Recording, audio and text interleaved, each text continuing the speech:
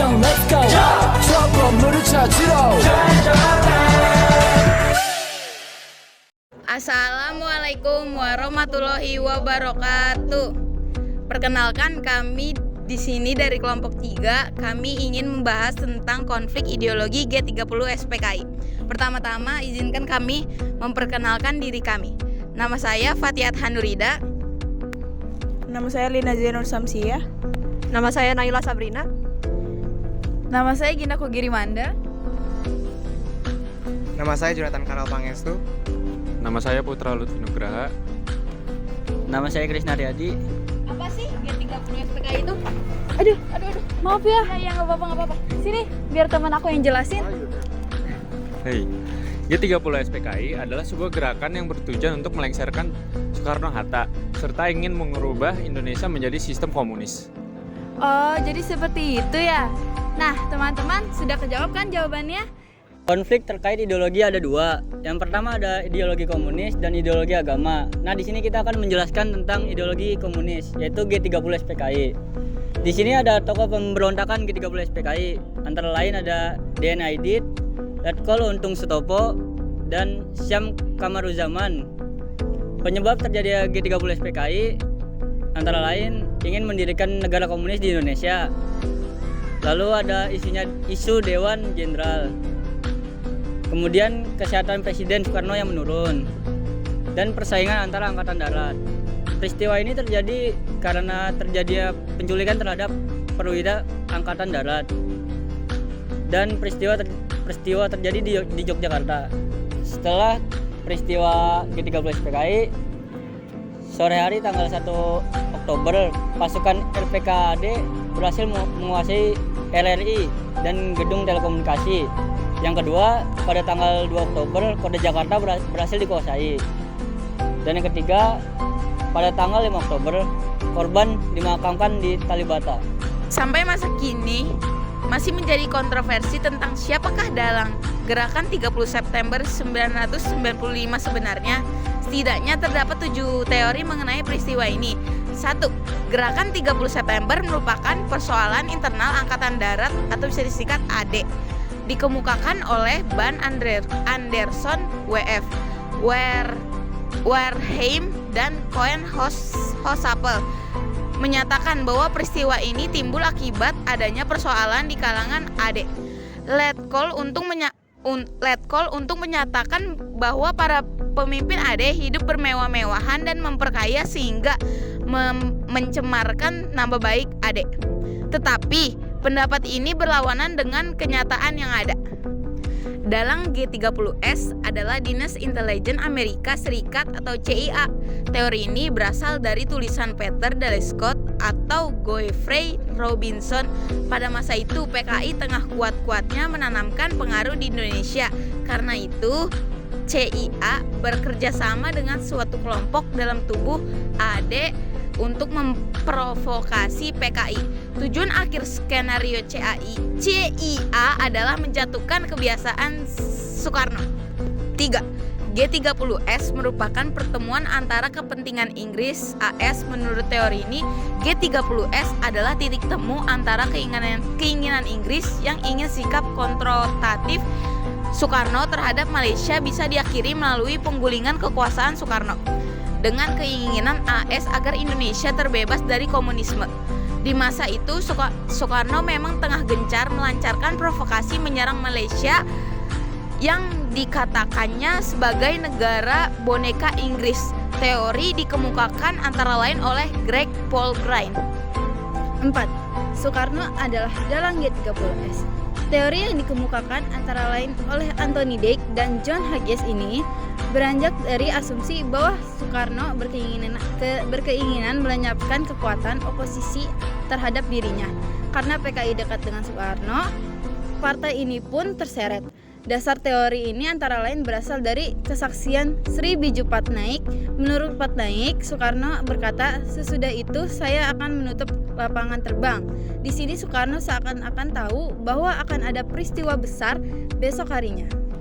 5. Tidak ada pemeran tunggal dan skenario besar dalam peristiwa 30S atau teori chaos. Dikemukakan antara lain oleh John Delaunay. Teori ini menyatakan bahwa tidak ada dalang tunggal dan tidak ada skenario besar dalam G30S. Kejadian ini hanya merupakan hasil dari perpaduan antara seperti yang disebut Soekarno, unsur-unsur nekolim atau negara barat, pimpinan PKI yang keblinger, serta oknum-oknum ABRI yang tidak benar. Semuanya pecah dalam improvisasi di lapangan. 6. Soeharto sebagai dalang G30S.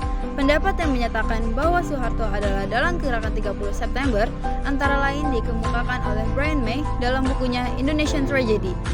Menurut Brian May, terdapat kedekatan hubungan antara Letkol Untung sebagai pimpinan gerakan 30 September dengan Meijen, Soeharto yang saat itu menjabat sebagai Panglima Kostrad.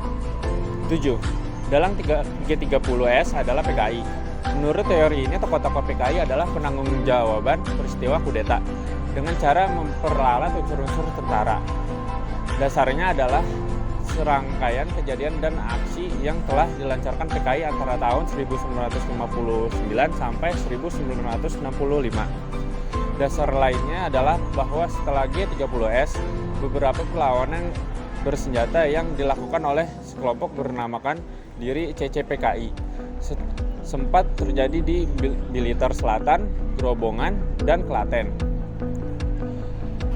Teori yang dikemukakan antara lain oleh Nugroho Nurtanto dan Ismail Saleh. Namun terlepas dari teori mana yang benar mengenai peristiwa G30S, yang pasti sejak demokrasi terpimpin secara resmi dimulai pada tahun 1959. Figur Soekarno yang menampilkan dirinya sebagai penguasa tunggal di Indonesia. Ia juga menjadi kekuatan penengah di antara dua kelompok politik besar yang paling bersaing dan terkurung dalam pertentangan yang tidak terdamaikan saat itu. AD dengan PKI bulan Agustus 1960, Masyumi, dan Partai Sosialisasi Indonesia atau PSI yang merupakan partai pesaingan PKI dibubarkan pemerintah. PKI pun semakin giat melakukan mobilisasi massa untuk meningkatkan pengaruh dan memperbanyak anggota. Partai-partai lain seperti NU dan PNI hingga saat itu praktis telah dilumpuhkan. Di tingkat pusat, PKI mulai berusaha dengan sungguh-sungguh untuk duduk dalam kabinet. Mungkin PKI merasa kedudukannya sudah cukup kuat di bidang kebudayaan saat sekelompok cendekiawan anti PKI memproklamasikan Manifesto Kebudayaan atau Manikebu yang tidak ingin kebudayaan nasional didominasi oleh suatu ideologi politik tertentu, misalnya komunis, lekra, lembaga kebudayaan rakyat yang pro PKI, segera mengancam keras. Soekarno ternyata menyepakati kekencaman itu. Tidak sampai 1 tahun usianya, Manikebu dilarang pemerintah, sedangkan di daerah persoalan-persoalan yang muncul tampaknya malah lebih pelik lagi karena bersinggungan dengan konflik yang lebih radikal.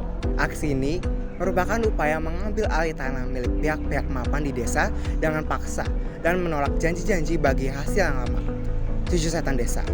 Istilah Aidit untuk tuan tanah jahat, minta darat, tukang ijon, tengkulak jahat, kapitalis birokrat desa, pejabat desa jahat, dan bandit desa. Setan desa. Menurut Tom Cruise, ujung-ujungnya merujuk pada para pemilik tanah. Selama tahun 1964, perlawanan terhadap aksi sepihak semakin lama, semakin kuat. Kekerasan semakin kerap terjadi. Di Jawa Timur, tindak balasan anti PKI dipelopori oleh kelompok pemuda, yaitu Ansor. Pada bulan-bulan awal tahun 1965, PKI menyerang para pejabat anti PKI dengan menuduhnya sebagai kapitalis birokrat yang korup. Demonstrasi juga dilakukan untuk menuntut pembubaran Himpunan Mahasiswa Islam atau HMI. PKI lalu meniupkan isu tentang adanya Dewan Jenderal di tubuh AD yang tengah mempersiapkan suatu kudeta. Di sini, PKI menyodorkan dokumen Giltridge yang ditandatangani Duta Besar Inggris di Indonesia. Meski kebenaran isi dokumen ini diragukan, dan Jenderal Ahmad Yani kemudian menyanggah keberadaan Dewan Jenderal ini saat Presiden Soekarno bertanya kepadanya. Namun, pertentangan PKI dengan Angkatan Darat kini tampaknya telah mencapai level yang akum. Suasana pertentangan antara PKI dengan AD dan golongan lain non-PKI pun telah sedemikian panasnya menjelang tanggal 30 September 1965. Apalagi pada bulan Juli sebelumnya, Soekarno tiba-tiba jatuh sakit. Maka dalam rapat Politbiro PKI tanggal 28 September 1965, pimpinan PKI pun memutuskan untuk bergerak, dipimpin oleh Letnan Kolonel Untung.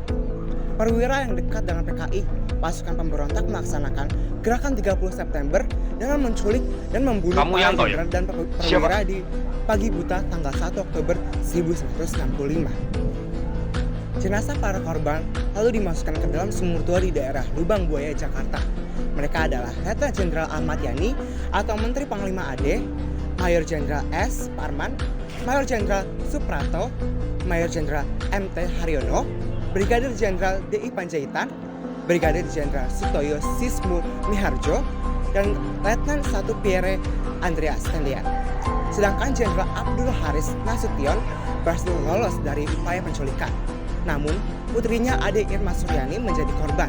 Di Yogyakarta, gerakan 30 September juga melakukan penculikan dan pembunuhan terhadap perwira AD yang anti PKI yaitu Kolonel Katamso dan Letnan Kolonel Sugiono.